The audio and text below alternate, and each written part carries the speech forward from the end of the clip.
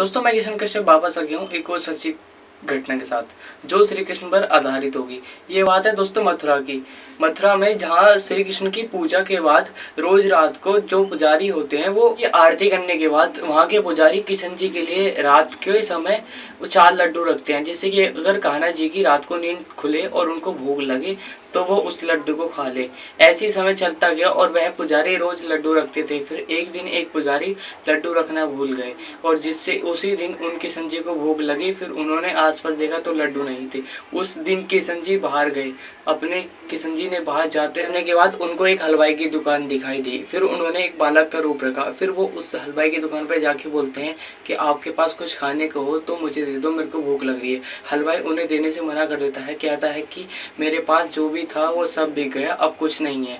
फिर वो बालक उनसे कहता है कि आप ध्यान से देखो, आपके पास 4 लड्डू रखे होंगे। ये वही हलवाई था जिससे रोज पंडित कान्हा जी के लिए 4 लड्डू लेके जाते थे।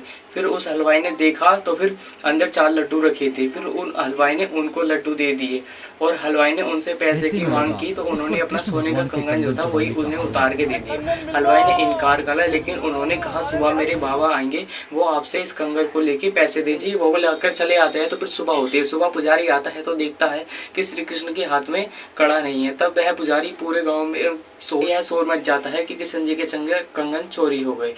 फिर पता चलता है कि एक हलवाई के पास वह कंगन है। फिर उस हलवाई को लोग एक चोर की नजर से देखते हैं। फिर वह सारा का सारा किस्सा उन्हें सुनाता है और पुजारी उस बात को मान लेते हैं क्योंकि उन्होंने अगली रात वहां पे लड्डू नहीं रखा था। अब उस हलवाई को बहुत बुरा लगता है और वह ये सोचकर रोता है कि वो किशन जी उसके सामने आए थे और उसने उन किशन जी को छुआ तक नहीं था, उनको वो स्पर्श भी नहीं करवाया।